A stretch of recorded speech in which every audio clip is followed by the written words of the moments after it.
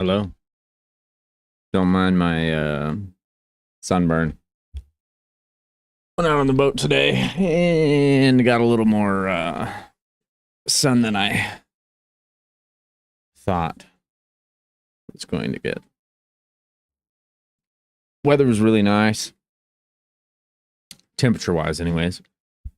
Um, Unfortunately, the wind was absolutely insane, and there was like 3 or 4 foot waves out in the middle of the lake. It was a complete and utter disaster. Luckily, we went over by the cove and we just anchored out over there. It was like right across from the boat ramps. It's kind of crazy, but it was much better over there. It was still super, super windy, but still a good day. Get out, get some sun. Hopefully, my head doesn't peel. I put after sun stuff, aloe, I don't know, spray jug. I just need to stay on top of it and make sure that it doesn't get any worse. So yeah, pretty good day. Had to sorry, I'm whacking around the mic here. Had to fix the truck this morning too. Luckily it was just a thermostat. Pretty easy peasy. Went ahead and put a new radiator cap on it too, just in case. But yeah, all seems good. No worries. Got the bike out, which was nice. Haven't ridden it on quite a while actually. I don't know why. I just haven't for whatever reason. Yeah, I don't know why I haven't ridden it much lately. T-Bar Tuesday, next Tuesday, I'll probably go to that. See the boys.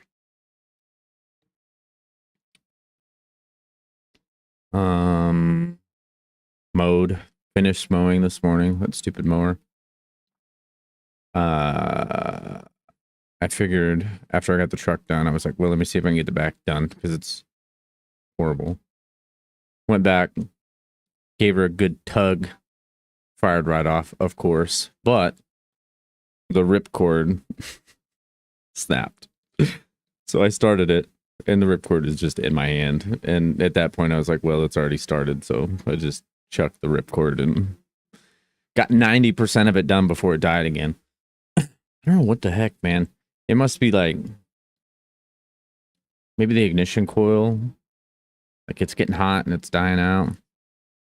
I don't know. It's frustrating. I need to figure it out. And it's supposed to rain, I think, next weekend. But I need to get the garage clean. It's driving me bananas. It's quite the mess. And I need to fix the ladder on the boat. I gotta do that tomorrow for sure. What else? Yeah, I went to the lake. My buddy and his wife. Good to hang out with them. Small crew today. Just hanging out, chilling, BSing. Getting some sun. Yeah. Drank a lot of water. I just didn't feel like drinking any beers. I think I had 2 the whole day. And I had 19,000 gallons of water. But it was good. I felt good. I mean, at the end of the day, I didn't feel like shit. I won't feel like shit tomorrow.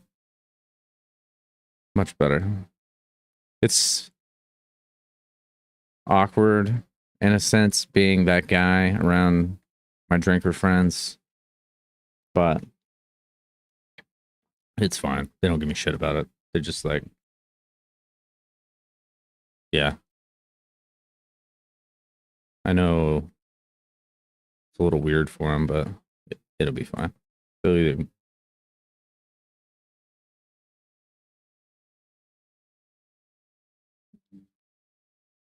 that was weird. Drop stream. Says it's good now. Hopefully it is. I don't know. Everything looks good. Very weird. I changed up the settings from how I was running it, and it seems way better. It's not like cutting off at 30 minutes or whatever anymore, so that's good. And I don't know.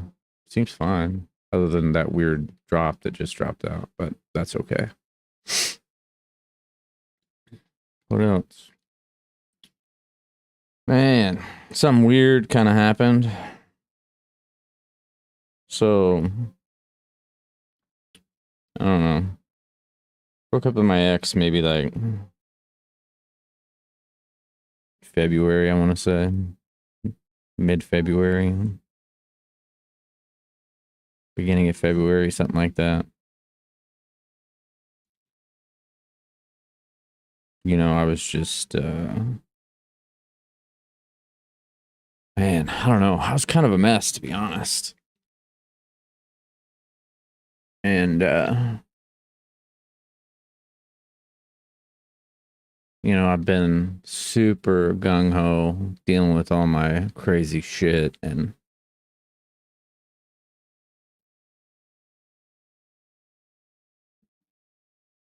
what is going on?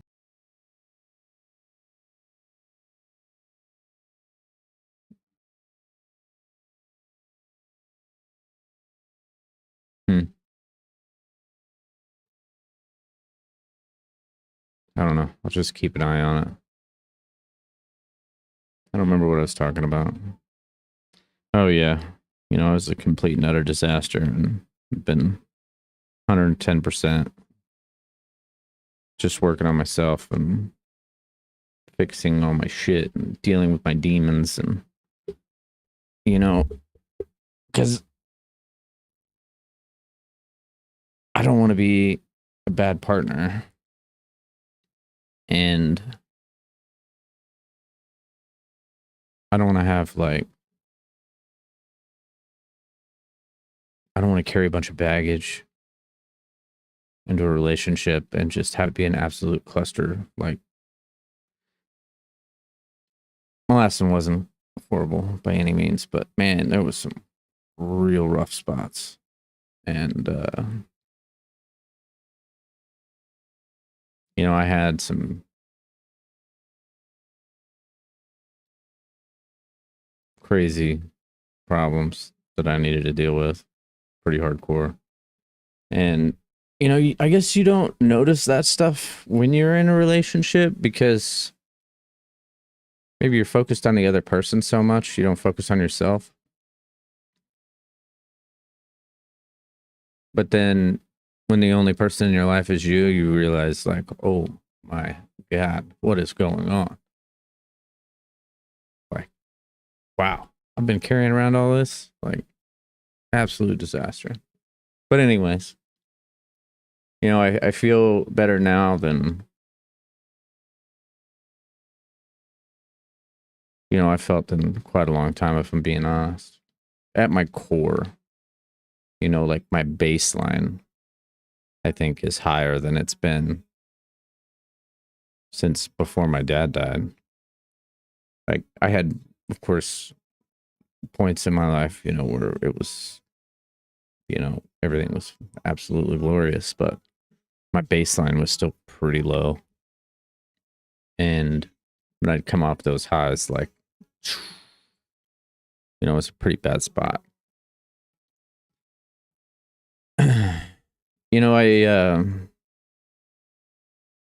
even though my baseline, I think, is much better than it used to be, I still, maybe it's because I don't have those crazy highs anymore. Like, instead of my waves being, mountains and valleys, it's more, steady. And, that's okay. That's okay. The stability is nice, though.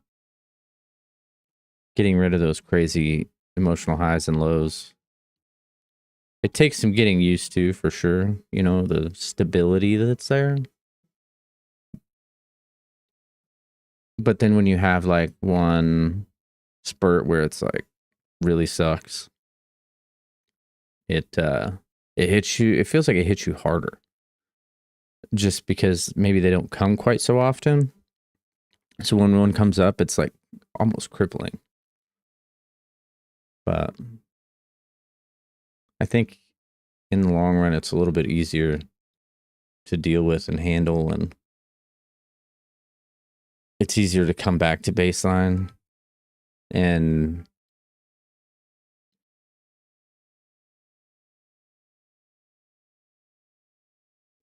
You know, it's, I don't know. It's weird. Because you compare your baseline to all these crazy highs that you had, and you're like, man, I still feel like crap. But if you really look at the big picture, I think you're in a good spot. Life isn't always sunshine and rainbows, you know what I mean? But anyways, that was a hell of a ramble. So after my ex and I broke up, I needed like a clean break. I needed to like pull myself completely out of that orbit. Just because, for one, even though I'm the one that pulled the trigger, I didn't want to pull the trigger. You know what I mean? It was like, that's not what I wanted to do, but I had to do it. And it was brutal. And then that sent me into that self realization spiral. And then I really went downhill.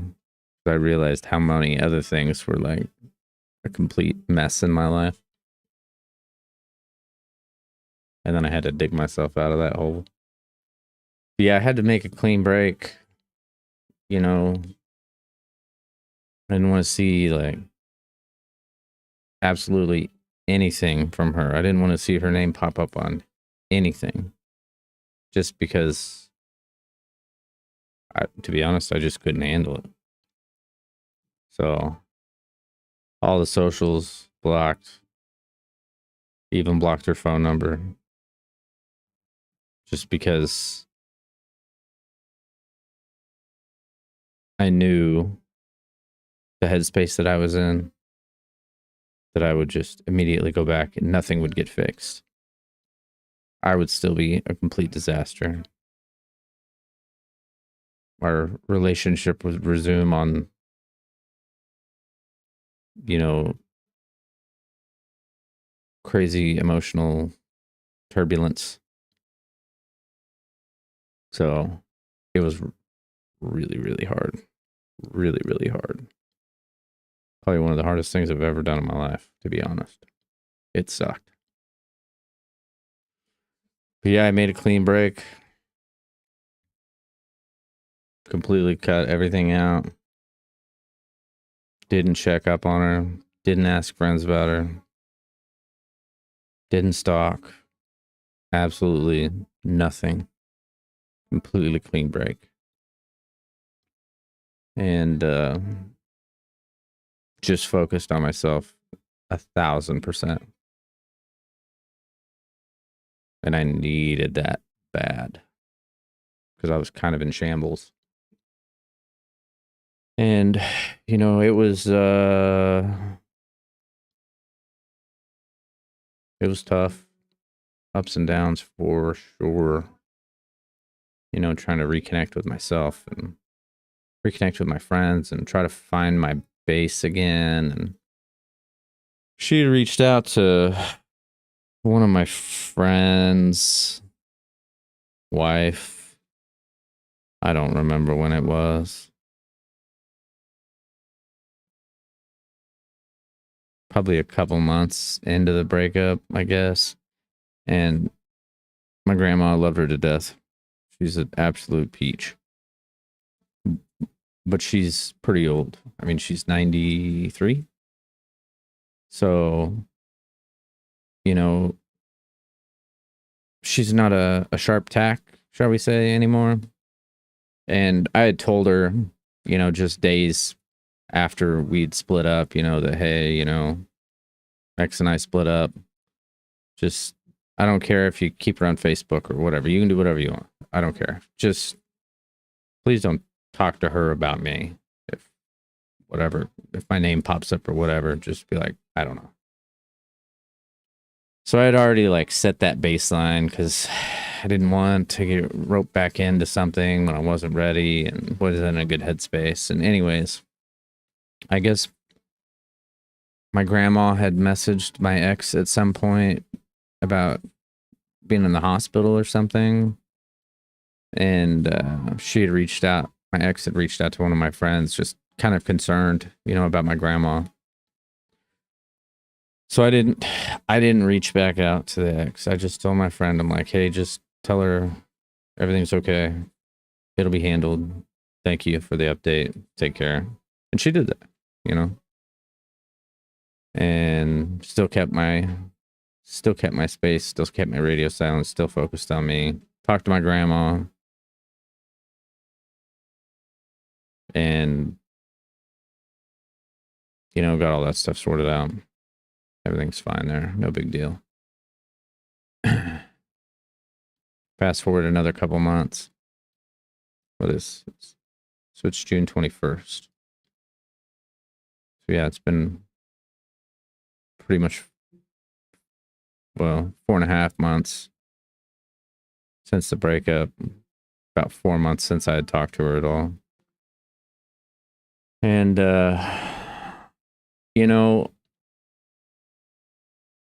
I think I got to a place where don't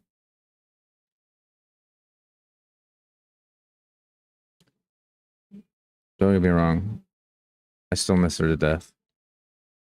But I think I got to the place where, like, I was at peace with things, so to speak. And it's kind of indifferent, either way.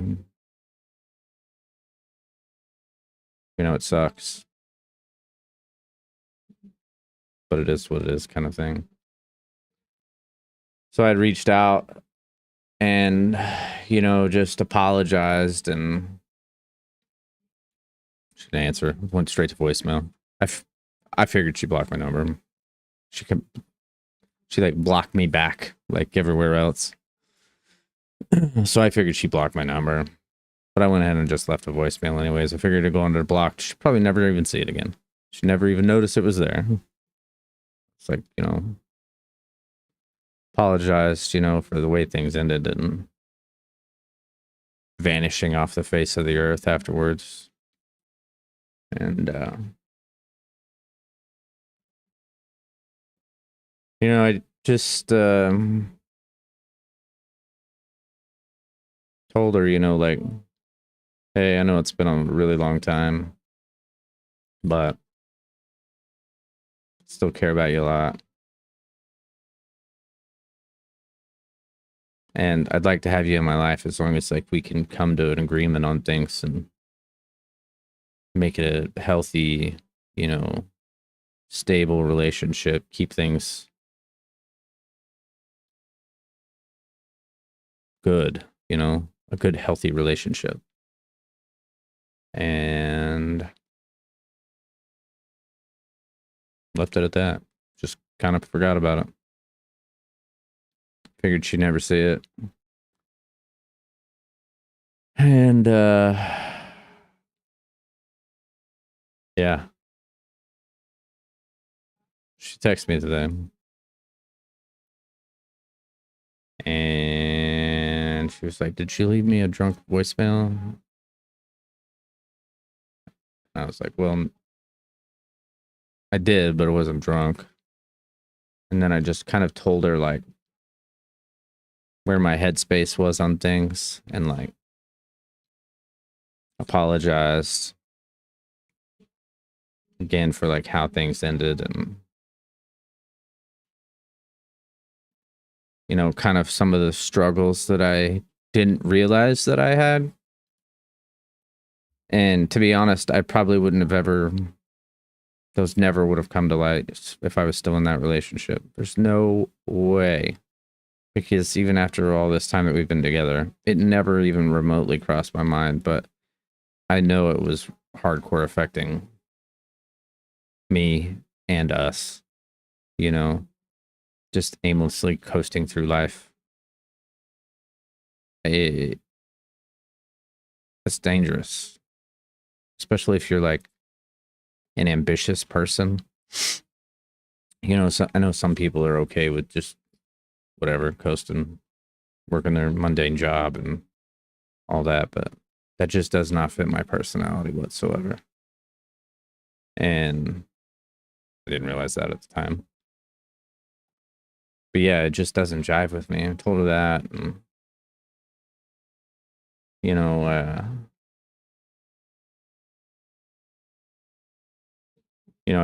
guess more than anything, I just want a healthy relationship. I want a healthy partner. I want to be healthy mentally and physically. Like I want to take care of myself and make sure that I can be around, for my family, for myself. I don't have health problems. I don't want to die in 20 years. I mean, dude.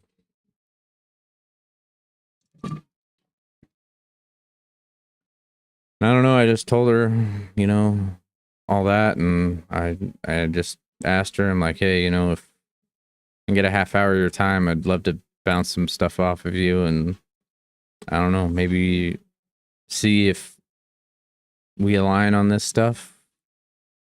Maybe we can start over from scratch, brand new.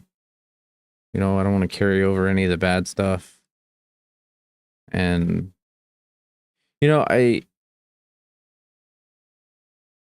I wasn't I was caught off guard by the text, for sure. I wasn't expecting it, but I wasn't like emotionally in a tizzy when it happened. I was just like, well, either she wants to talk about things or she doesn't. And that's okay. I mean, it's been a long time since I talked to her, and just being completely gone and MIA for that long, almost like strangers now. I mean, we both could be completely different people. We might not even, I mean, we might go talk and be like, no, never mind. But I don't know. Maybe something will happen. Just want to be realistic about it. I haven't heard back from her. That's fine. I figure I probably won't hear back from her for a while. That's okay. I got enough stuff to keep me busy, and things are going pretty good right now, so that's okay. Yeah, I don't know. Little update there. I don't talk about that stuff a whole lot, but I was surprised that she reached out, to be honest.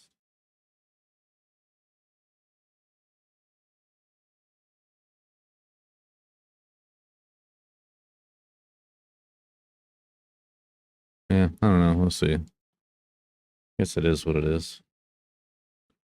But anyways, yeah, I finished up at the lake. That happened when I was at the lake, by the way. I was on the boat, my phone went off, and it's like, what the heck, And I opened it and I was like, whoa, definitely didn't expect that. But that's okay. Man, I gotta go refill my water. I'll be right back, gang. Un momento.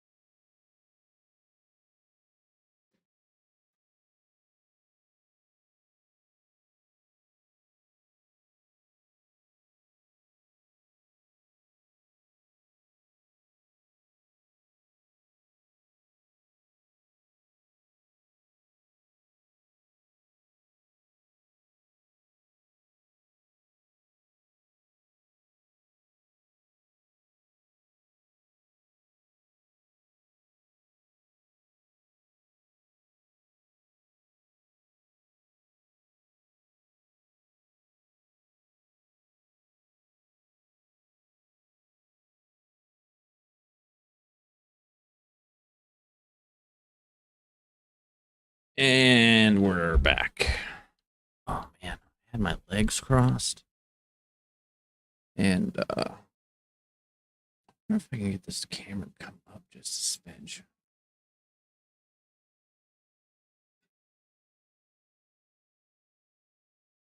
have this thing. Where is it?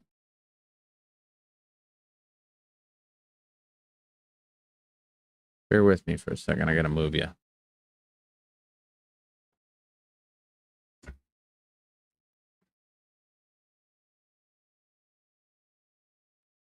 Magnet kind of sucks.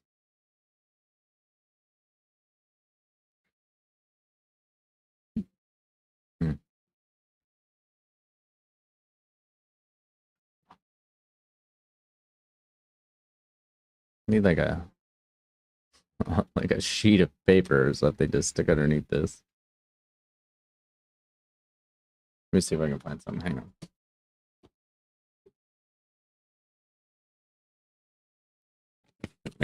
Make a shim real quick.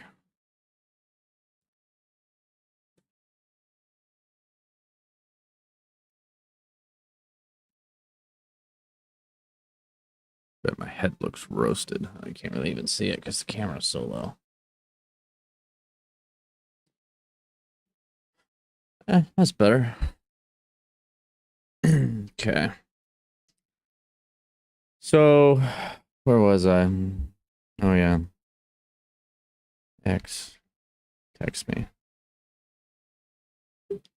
Yeah, I don't know. We'll see. I might hear from her. I might not.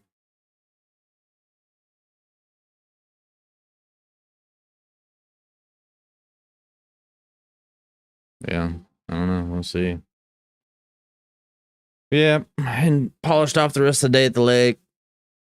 Came home, got the boat unloaded and whatnot. And finally got to run today. Man, I needed it bad. It was like dark on my way home, but it was pretty good. Since I hadn't run in a couple days, let me look.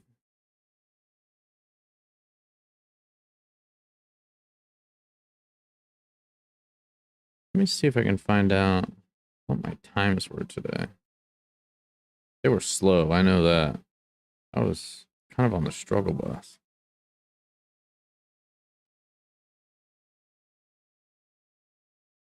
How far did I go? 3.5 miles today. My first one was a 15:10, and that's because I was fighting with my stupid headphones. I should have paused it. I forget that you can pause it. Then I had a 12:03, a 12:57, and then the last like half mile was kind of slow because I was about to die. It's 7:22 half. So not bad. Not my best. But I mean 2:12s pretty decent. Getting there. Progress, a little bit of progress every day. Yeah, I felt good. I was sweating my tukish off because of course I was sunburnt. But I had like I think it's a shirt for fishing. Like fishermen wear them. They're like really lightweight, long sleeves with a hood on them and stuff. So I had that, thank God. So I could wear the hood, and cover my head up and stuff since it's already pretty roasty. But yeah, it was good. Got back. It was dark. Sat on the porch. Drank a bunch more water. Been drinking a lot of water. Because I don't drink anything else. Yeah, and then ate some food real quick and had to take a shower. That was gross. And here we are.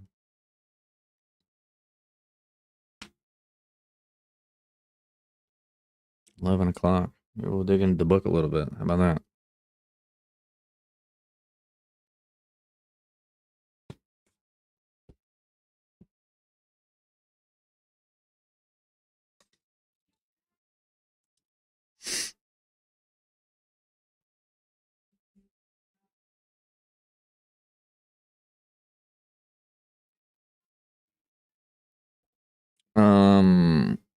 Write down 3 to 5. Oh, we already did this. Nothing is so painful to the human mind as a great and sudden change. Forgot we left off with that. Write down 3 to 5 statements that can help you improve your financial situation. Be mindful of your spending. My goodness.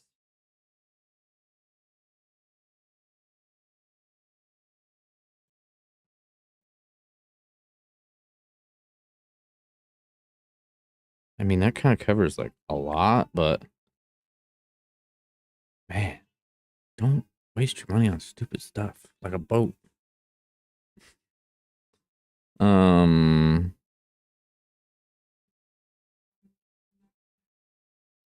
Oop.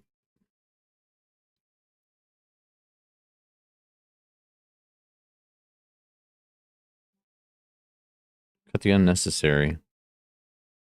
Junk food, fast food. I haven't eaten out in a hot minute. A hot minute. Which is good.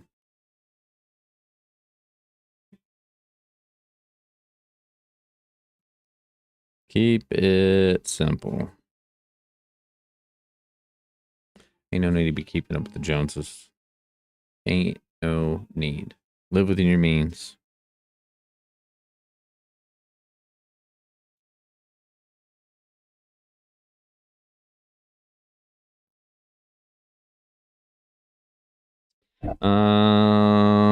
Another exercise. Pick a simple, easy to integrate daily habit that will improve your life. Try it out for 21 days. Write down exactly what you're going to do and how you're going to make sure to follow through. Examples: reading 10, 15, 20 minutes, making your bed, meditating, yoga, or do one act of kindness to yourself or someone else. I mean, what about this?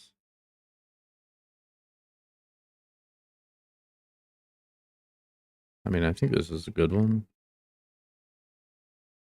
I don't know about easy to integrate.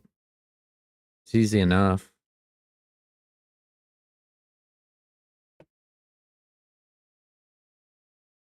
We'll put it down.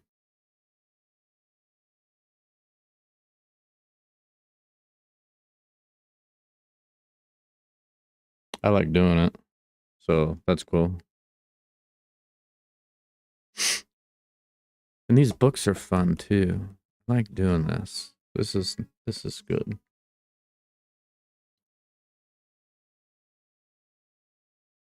I've said it before, but I don't think I have ever came so near meaning it. I have said it before, but I don't think I have ever came so near meaning it. Does that make sense? Don't make sense. I don't understand what they're referring to. In a momento.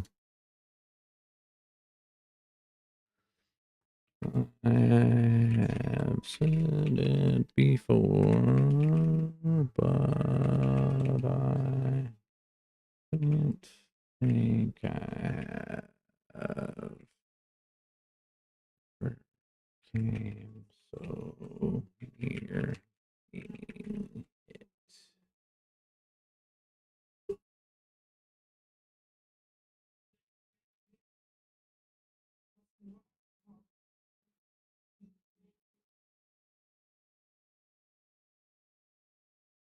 Huh.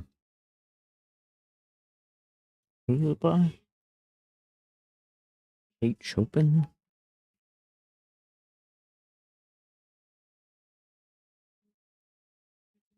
Quote, I've said it before, but I don't think I ever came something meaning is a line from Kate Chopin's novel, The Awakening. It is spoken by the character, blah, blah, blah, blah, blah. Sign significant business successes. Robert's near confession of love for Edna and his feelings that this is the first time he has truly meant what he says. So they mean like you've said it before in this instance, love, but he's never had it have so much weight that he really means it. I guess that makes sense. I guess we've all been there, right? What do you admire about your dad? Man. Let me get this back up. My dad, he was one of the happiest dudes on the planet. He was always so funny, such a good mood. He always knew how to lighten the mood, laughing all the time. Man,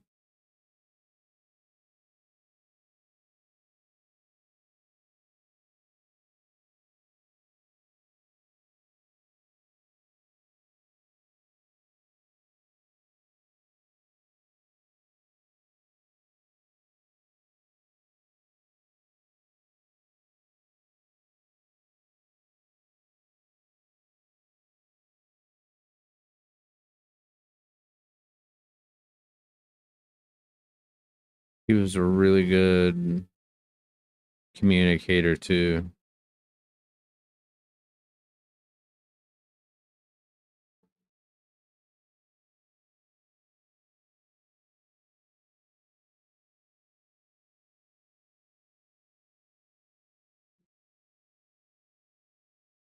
Very encouraging.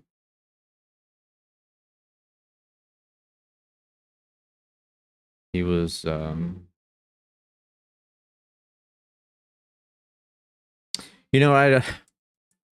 I ever had like a weird problem or I wanted to bounce something off of him, he never like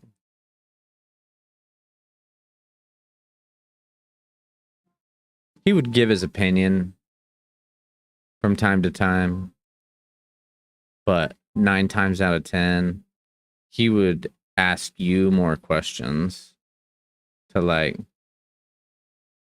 I don't know, it would almost like help me come to the conclusion, which, I think is really good. I think maybe it built a lot of confidence in me because it was more expanding on my own ideas. So it wasn't like he was imprinting or anything like that. It was like just helping pull more out of me, which was it's really, really cool. There's not a whole lot of people that do that. And I really admire that inquisitive part of him, you know. I think maybe that's why I'm so inquisitive. Try to ask a lot of questions about stuff or whatever, try to see the other person's point of view or where their head's at on whatever. And yeah, it's a really good quality. Really good quality. He's just a great dad. Great, great dad. What do you dislike about your dad? Just kidding. You know, as great as my dad was, he was kind of a pushover. Um,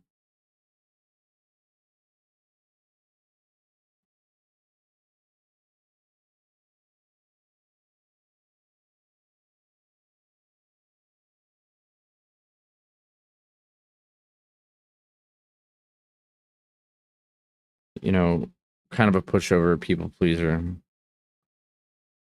sometimes.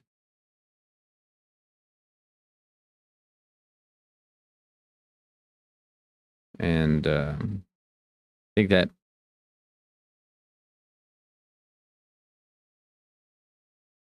I don't know, the feel like there's a lack of authenticity in that front. Like everyone's entitled to their own opinion. I'm not going to sit here and fight with somebody because they think it's green when it's blue. I don't care. I don't have time for that. But, in certain circumstances, you got to stand your ground. I mean, you can't put up with BS and whatnot. And, it wasn't like he was always like that, but I don't know. I mean, nobody likes to deal with drama. I don't like to deal with drama.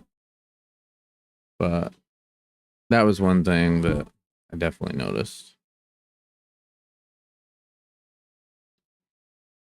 Facts are the enemy of truth.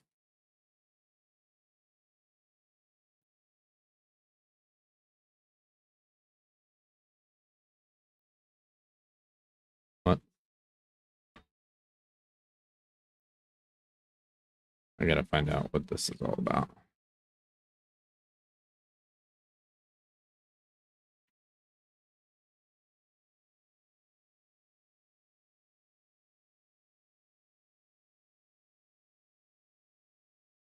Saying facts are the enemy of truth implies that focusing solely on isolated facts can hinder the understanding of a larger, more complex truth.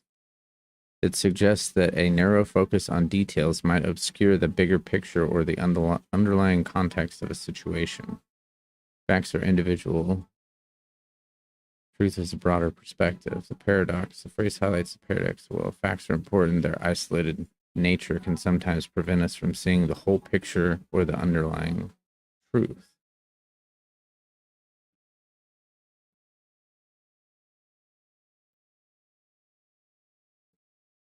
It is absolutely true. Everyone constructs the truth from their experiences and circumstances, and as long as that goes unchallenged by facts, the truth remains valid. However, when the contrary facts arise, it becomes necessary to change one's truth to accommodate the facts, often with significant psychological discomfort. There are many current circumstances where the facts support exactly the opposite truths that are waiting for facts. Yada, yada, yada. For example, it's a fact that about 1/3 of American rape trials result in acquittal. So, from that fact, two sets of people have constructed equally valid truths. The American criminal justice system is flawed in letting 1/3 of rapists get away without punishment. Or, the other truth, 1/3 of men accused of rape are falsely accused.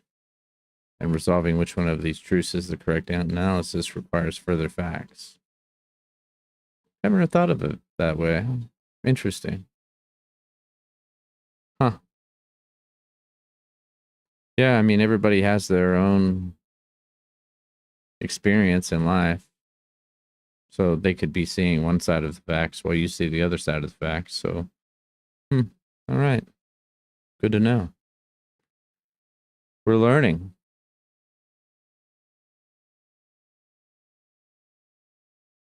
If you were to describe the ideal man, what would his characteristics be?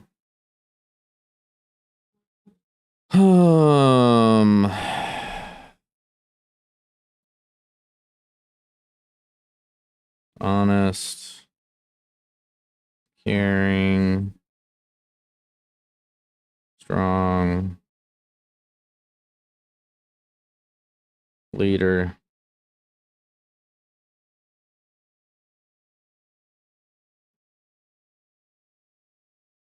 understanding,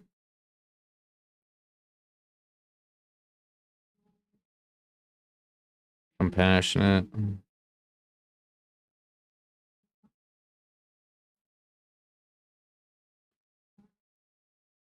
authentic.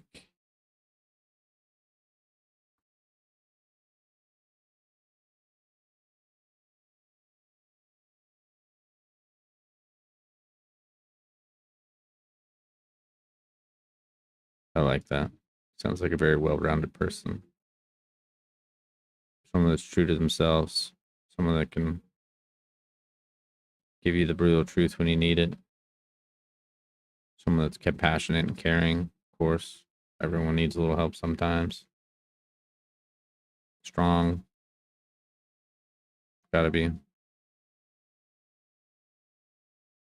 I like it. What can other people learn from you? What do you want to learn? You want to learn useless space facts? You want to learn how to fix a Harley? Do you want to learn how to paint? You want to learn how to drive a boat? You want to learn how to garden?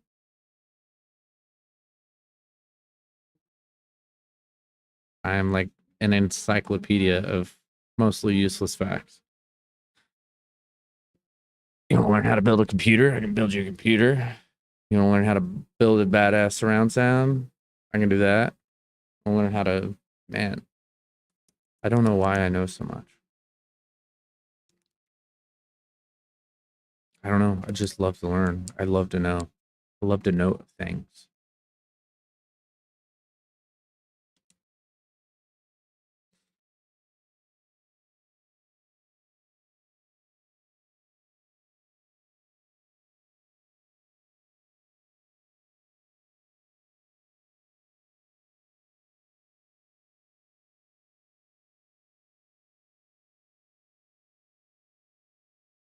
Psychology. I know way more about that than I ever thought I would. Ever.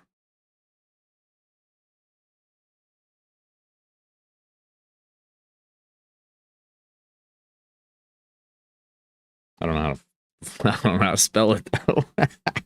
Don't ask me to spell something for you. What else?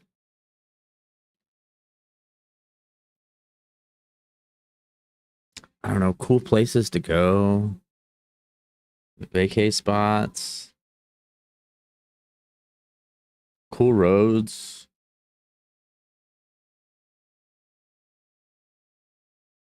Dude.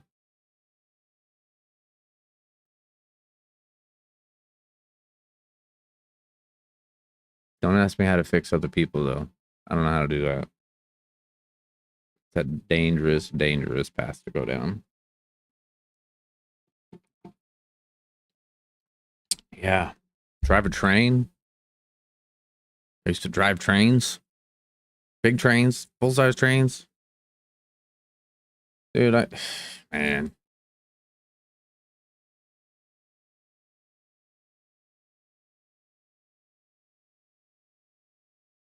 Yeah.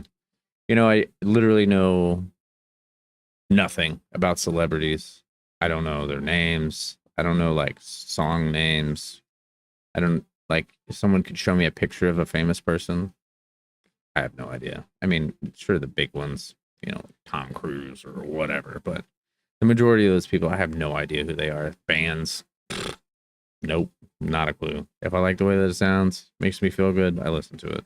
I have no idea most of the time who it is, but yeah, I mean,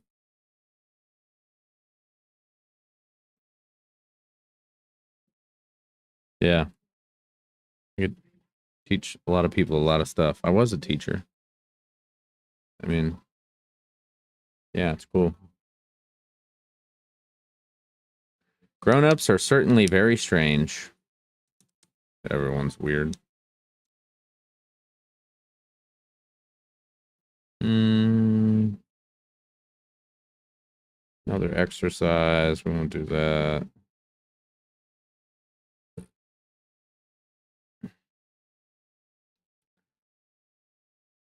What thoughts do you have when you feel insecure before meeting someone new? You know, I think probably my biggest thing is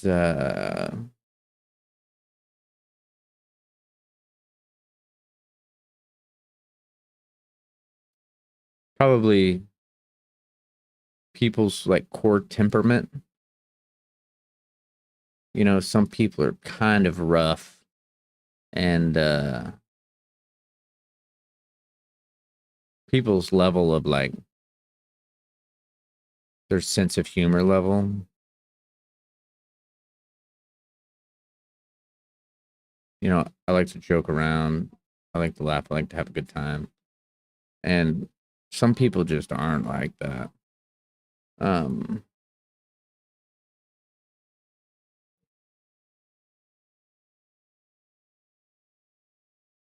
I'm trying to think of what else.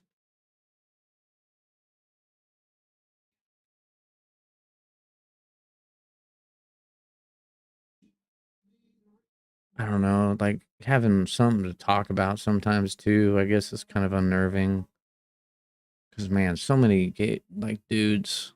I mean, if we're talking about meeting a dude,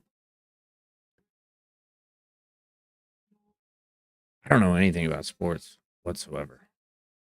Like I watch the Super Bowl. That's literally like the only sports thing I watch. I don't watch any other games. I don't watch baseball. I don't watch basketball. I know nothing about any of those people. And so many dudes are so enamored with sports. It drives me absolutely bananas that these grown men are so obsessed with other grown men. Is that not weird? Like, you have absolutely no influence whatsoever on what they're doing. I don't get that. I don't understand why people are so obsessed with it. But yeah, there's a lot of dudes that are obsessed with sports. I don't know nothing about sports. I don't care about sports. You know, I could talk about just about anything other than sports. I was rambling. I need to write these down. What thoughts do you have when you feel insecure before meeting something new? We're going to go backwards.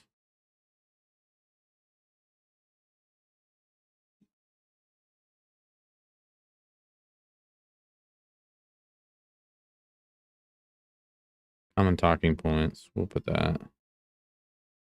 What else did I say? Sense of humor.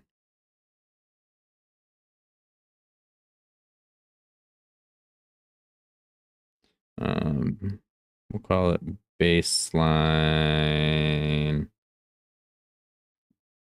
personality type.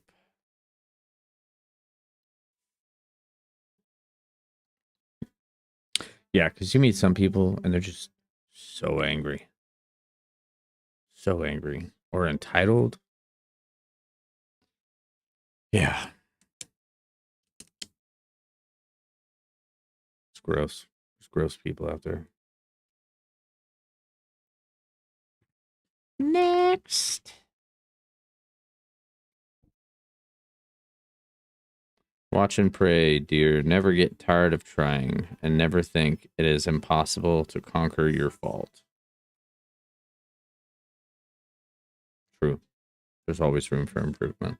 Always. That's probably one of my flaws, if I'm being honest. I'm kind of a perfectionist. What's one small action you can take today to improve your appearance? Are you going to do it? Why or why not? I'm working on a tan, I think. Maybe not. I don't know. Exercise. I try to take lots of little steps to make big steps. You know, try to take care of my appearance and try to make sure that I always keep my hair cut. I try to cut my hair every couple days. Try to keep clean. I'm kind of vanilla when it comes to my clothing. Pretty much wear the same stuff every day, but it makes my life so much easier. I don't have to worry about like what I'm putting on in the morning, whether it coordinates or whether it's fall colors or whatever. I literally just wear black shorts, a t-shirt, and chucks. That's all I ever wear, and swim trunks. But I don't know. I just try to stay true to myself. Try to stay healthy, keep clean.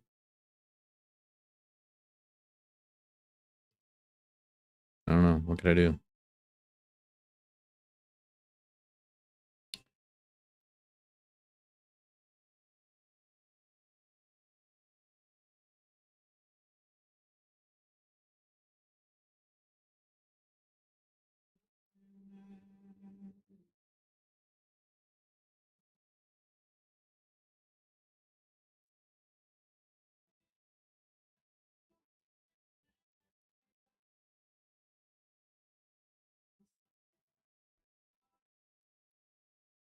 Write down at least 10 things that make you special.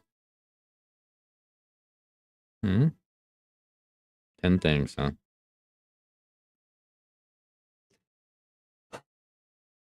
Should I get super specific or should I be general? I'm afraid if I can general, then I won't find 10 things. I don't want to sound like a freaking narc either. I don't like bragging. Bragging's kind of gross.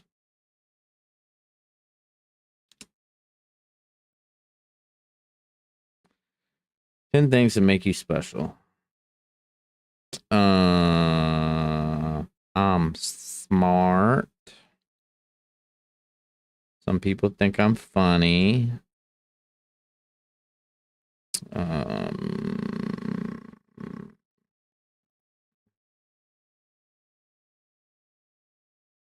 Talented.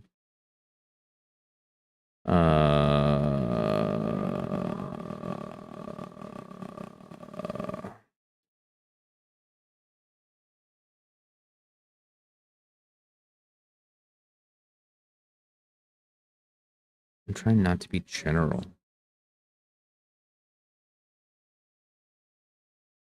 Determined.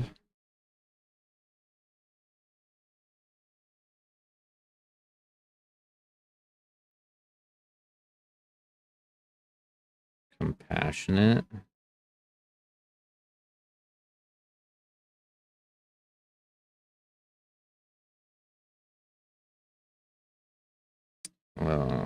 Helpful.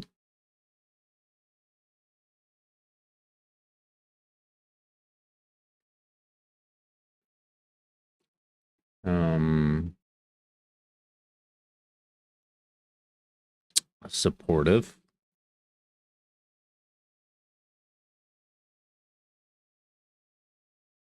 Creative.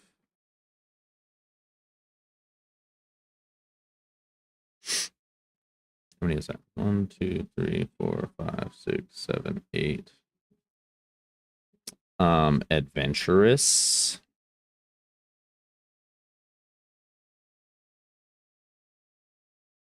And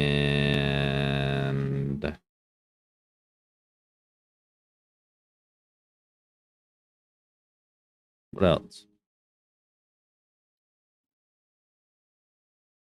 Brave or courageous? I don't know. What would you call that? Crazy? Taking off on a cross country trip on a 400cc dirt bike by yourself? Is that courageous or brave, or is that dumb?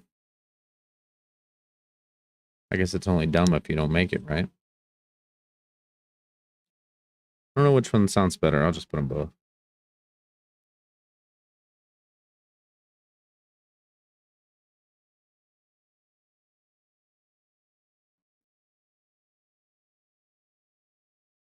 I need to fucking work on spelling. How much time do we got? We got an hour. A friend to all is a friend to none. Yeah, that's true. You really got to invest time into friendships to really make them solid. You know, I have a abhorrent amount of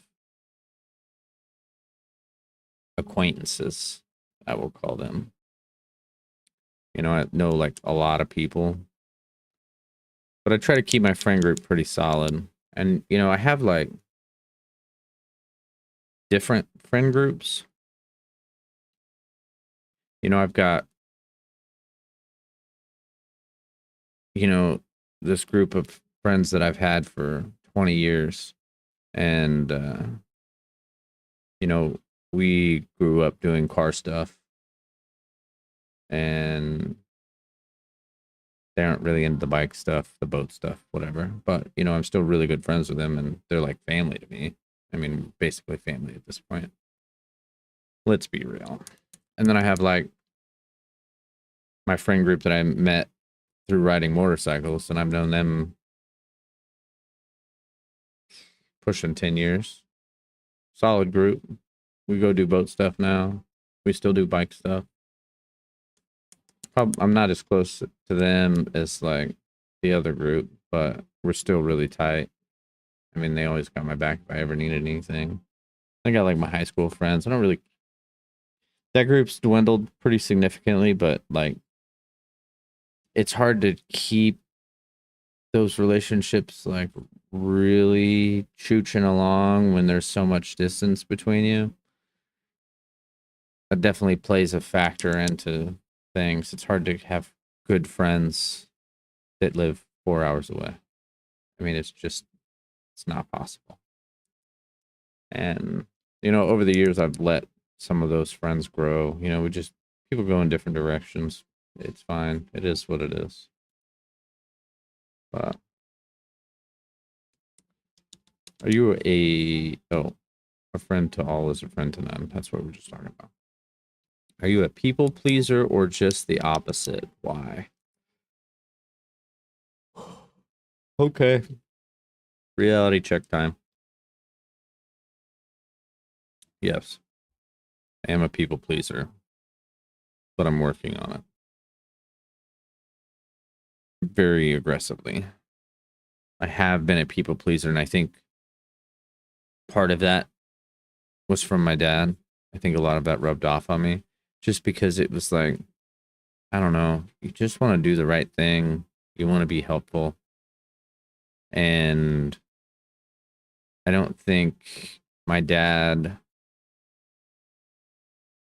helped me enforce boundaries with that. And yeah, it came to my detriment later in life because you're bending over backwards for all these other people and neglecting yourself. That's bad. Don't do that. I'll put down I am a recovering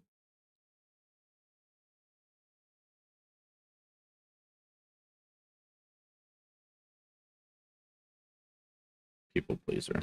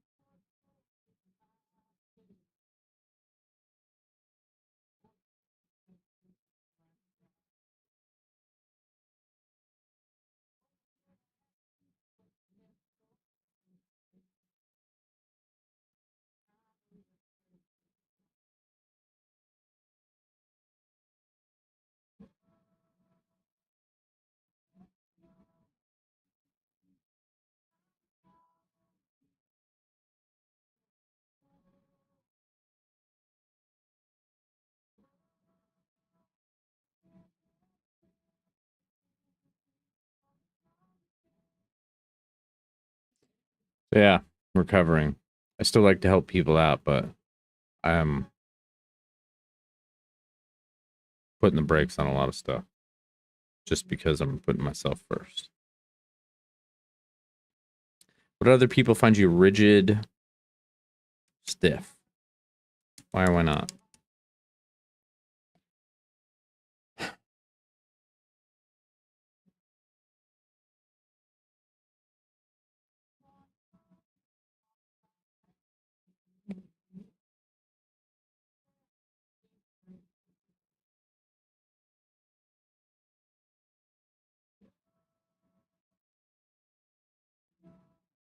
I don't know.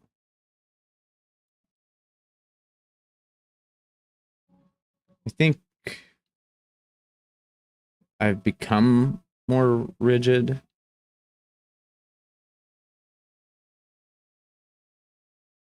than I used to be, just due to the whole people pleasing thing and the enforcement of my authenticity. You know, I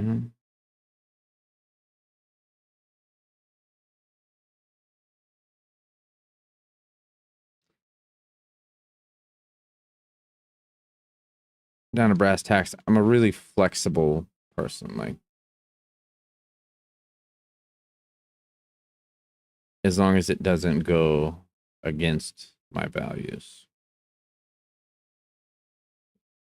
Like, if you want to go eat somewhere else, I don't care. Let's go there instead. Like, I'm not that picky. But if it's like being disrespectful or pushy, I'm very rigid with that stuff. You know, not respecting my autonomy, things like that. Like I'm very rigid with that. So I think I have a healthy blend between the two. Um, to be honest, I could probably benefit from being a little bit more rigid even. Um, I do that a lot at work. I don't let anything slide at work. Just because my boss, CEO, or whatever, I've seen him do it to other people, and he will overload those people because they will just, yes, sir, yes, sir, yes, sir. And man, I see those people struggle. And you know, sometimes when they complain to me about whatever the situation is, I'm like, just tell them no. That's all you got to do. Just tell them no. And I do that a lot. And I've noticed that me being rigid in that sense, I don't get quite as much stuff put on me. He still tries very, very hard, though. He is a very, very hard driver.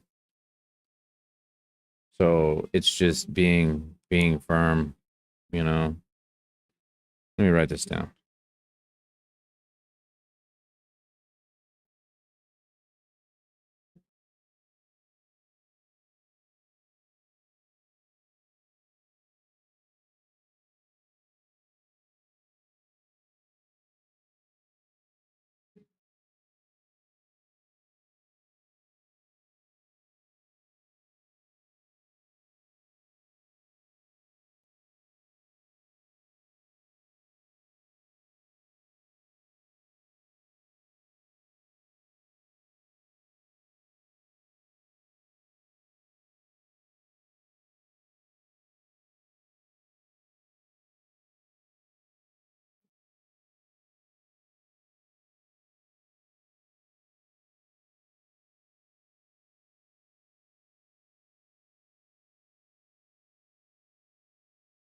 Yeah,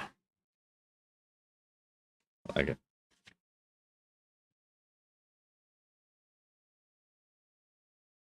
Beauty is not caused. It is. I don't know anything about these authors or these people that they're talking about. Beauty is not caused. It is. Beauty is not something that can be created or engineered, but rather an inherent quality that exists independently of human effort.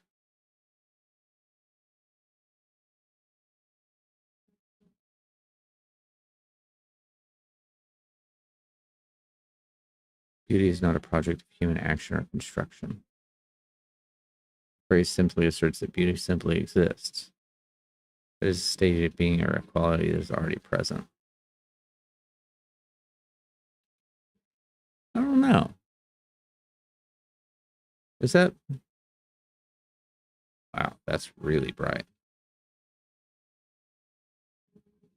I don't know. I mean, I think my bike's beautiful. I built that, painted it. I think it's beautiful.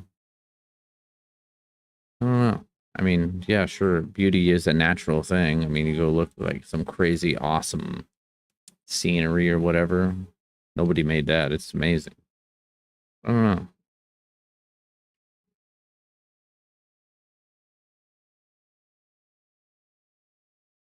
What would you have to believe to experience your current financial situation? What would you have to believe to experience your current financial situation? What would you have to believe to experience your current financial situation?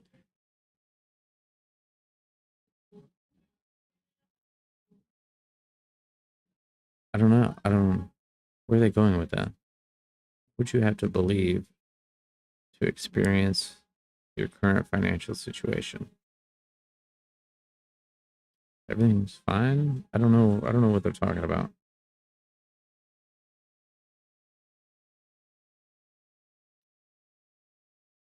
In what area of your life do you often feel you're better than other people? Mechanically, for sure.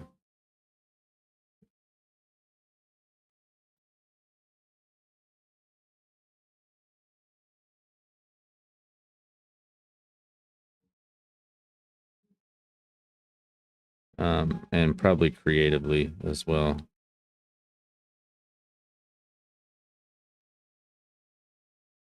You know, just being able to fix anything under the sun, and creativity, of course, you know, like building something out of nothing takes a lot of creativity to make that happen. All grown-ups were once children, but only a few of them remember it. I don't know how you could forget your childhood. Maybe let me see what the old Google machine says about it. Maybe they're talking about something I'm not thinking of. All grown-ups were once children, but only a few of them remember it. Highlights the tendency for adults to lose touch with their childhood perspectives and experiences. It suggests that while everyone starts as a child, many adults lose the ability to see the world in the same wonder, imagination, open-mindedness they once possessed. It was a poignant reminder to cherish and retain those childlike qualities. Man, I don't think I have that problem. Where's the child within you? It's always with me.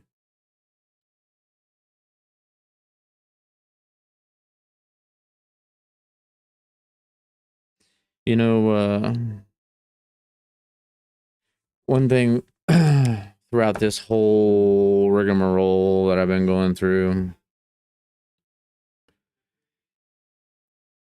you know, since my dad died, I found some stuff that got me really thinking hardcore. Like,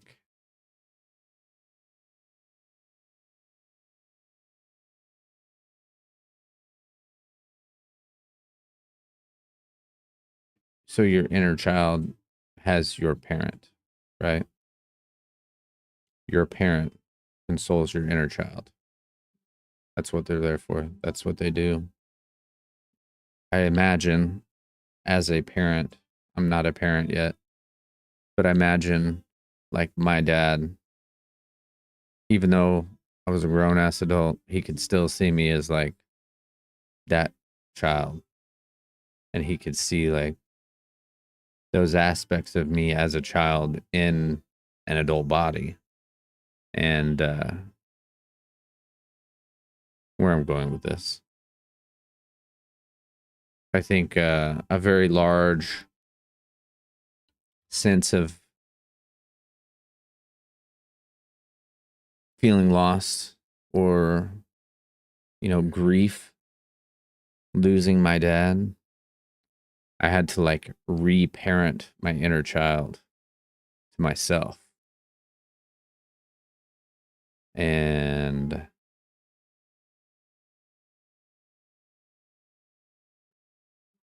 it's always an ongoing process. Always. But like just trying to embrace that and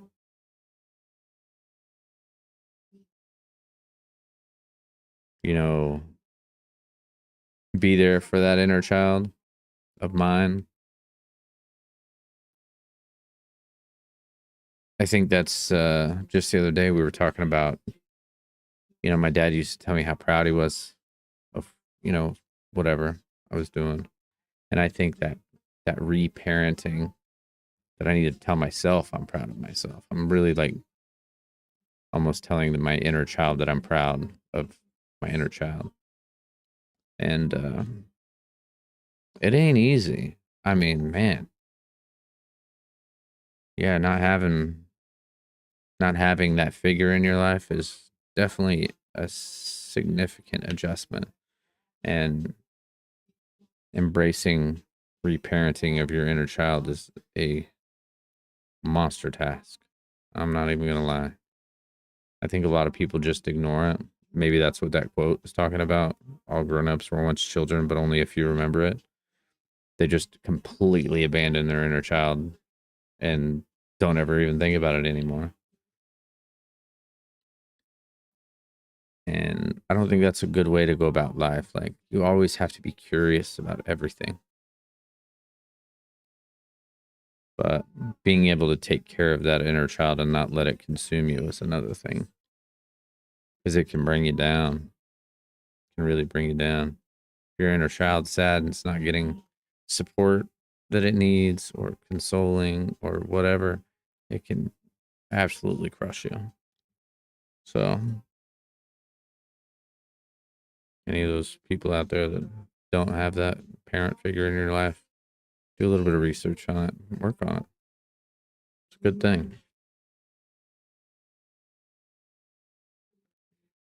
If you had to physically describe your inner critic, how would he look like? Well, it's me. Literally a mirror image of me. Just with more emphasis on critical aspects. Too critical sometimes. You gotta tell them to shut up, back down.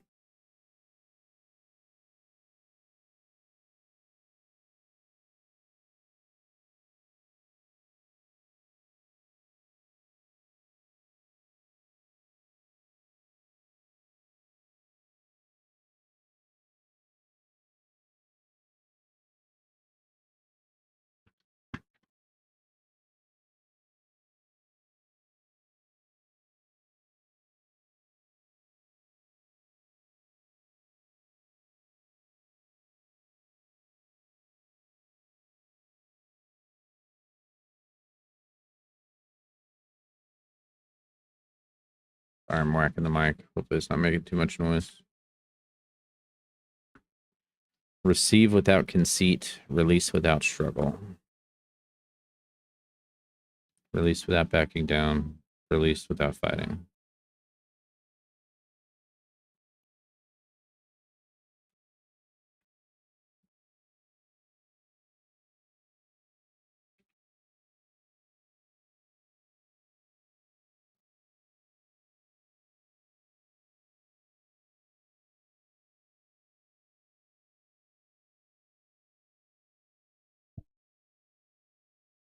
Accept without conceit, relinquish without reluctance. God dang. Marcus Aurelius, Meditations. Read part of that book. Good one. Didn't realize that was what it was. Yeah, Marcus Aurelius.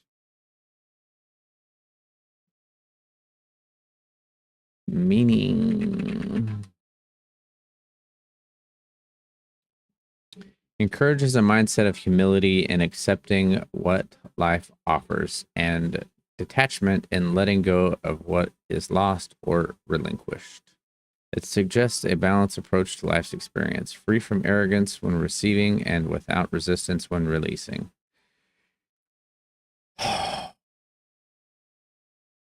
Yeah. Yeah. Yeah.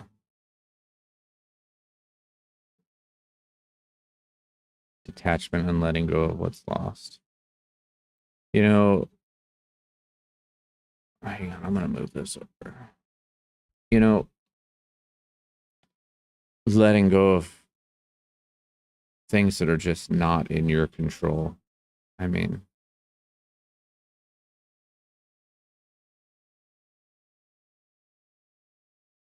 you just have to let be what it is, you know. Sometimes it's tough to accept that. I think that's a lot of what they're talking about here. Not being better, you know. It is what it is. It is what it is. It's a good one.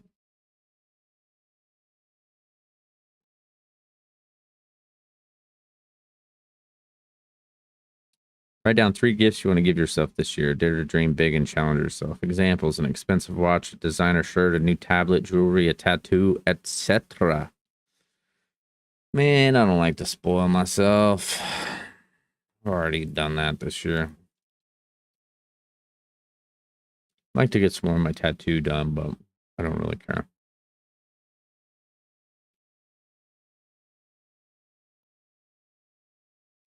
I don't really know. I'm a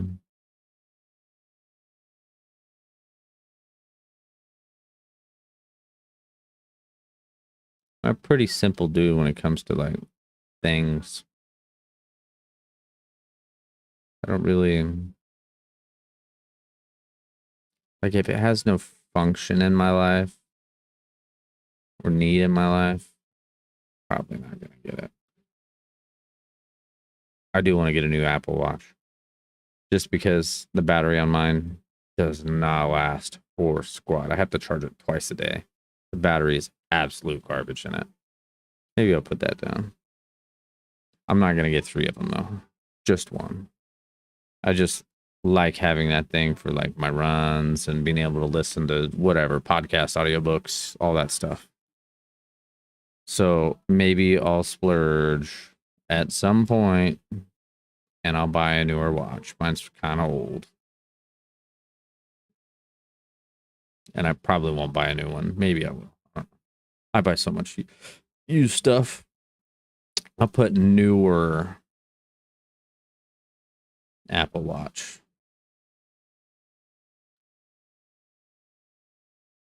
I just don't like acquiring like stuff. It's just clutter. It's not my thing.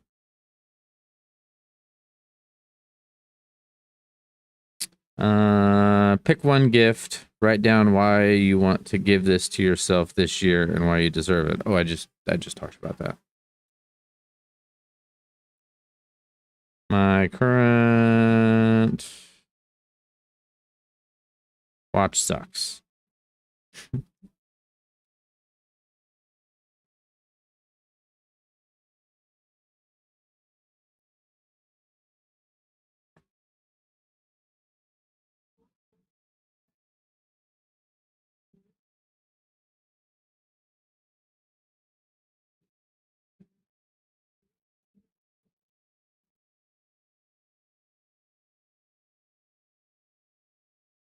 Oh, they have the same quote on 2 pages. Same exact one. Receive without conceit, release without struggle. Marcus Aurelius. Now, schedule a day in your calendar when you're going to person. No, we're not doing that. When was the last time you laughed so hard it hurt?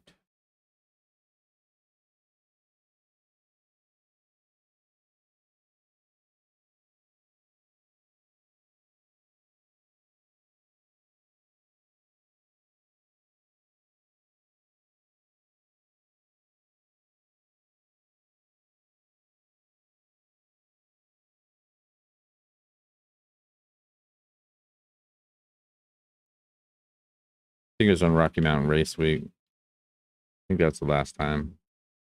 Dude, it was just like gut busting.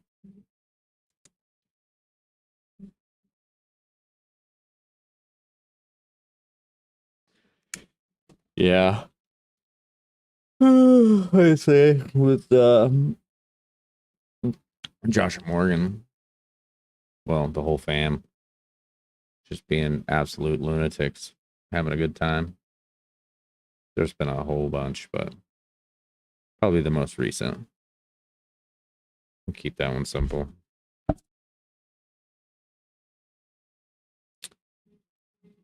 Don't waste your love on somebody who doesn't value it. True. All group chats. Man, I don't see how some people have so much time for that stuff. Describe what kind of financial situation you'd like to experience next month. I don't know. I don't know. Pay down bills? Pay down, I don't know.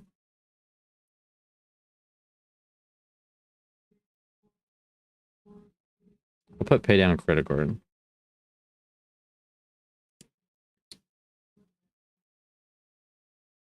What is the difference between loyalty and love?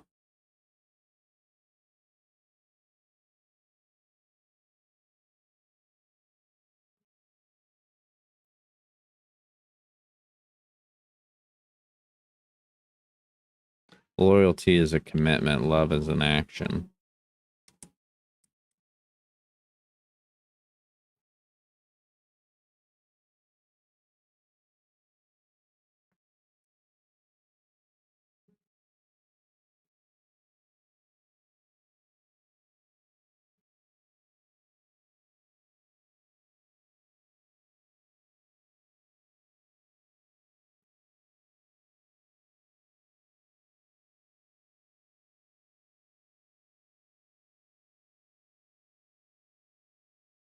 %.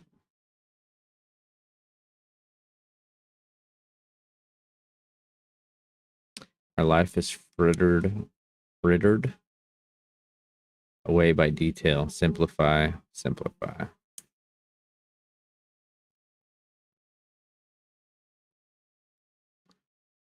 Where in your life do you focus too much on detail?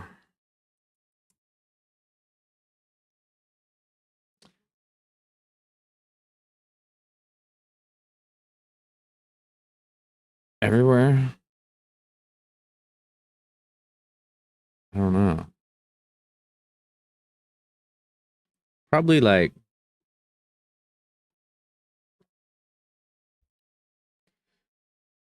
maybe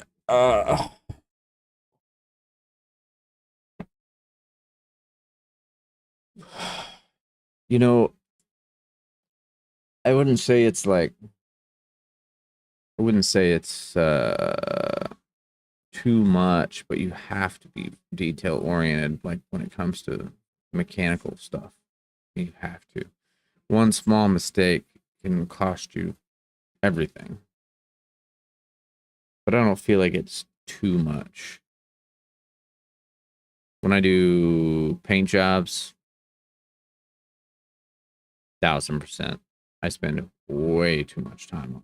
Way too much time on. I'm way too critical. But man, they are so finicky. Like a single tiny little mistake and it costs you so much time.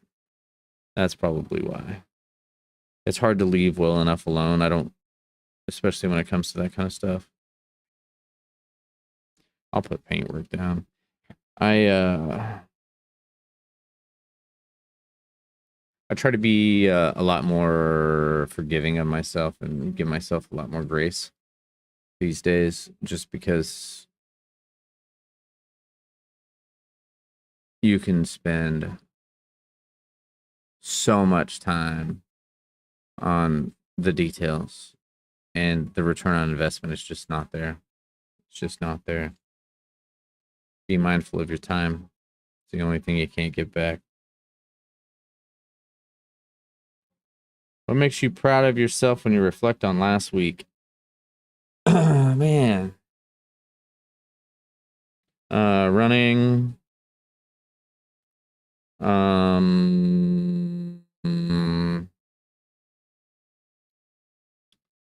Self-work.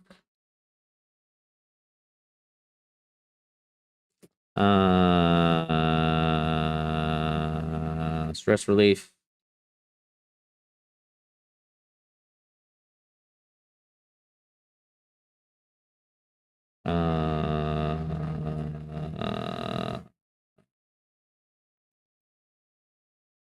Focusing on self, not others. Been trying to make that a really pertinent thing in my life, but I'm not trying to become self-absorbed by any means. You know what I mean? I'm too far one way. I need to swing back.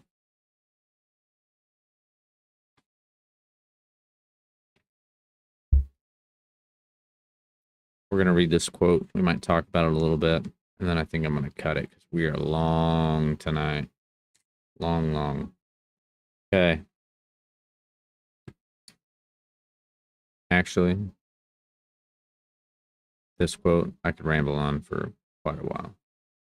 So I think we're gonna call it.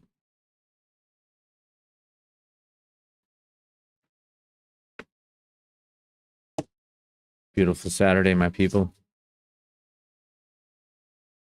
Good day. Hopefully my sunburn's not too bad. Kind of matches the TV back there. Oof. Yeah, my leg's asleep. Oh, okay.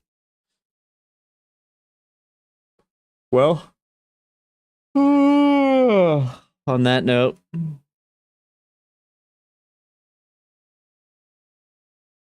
good talk.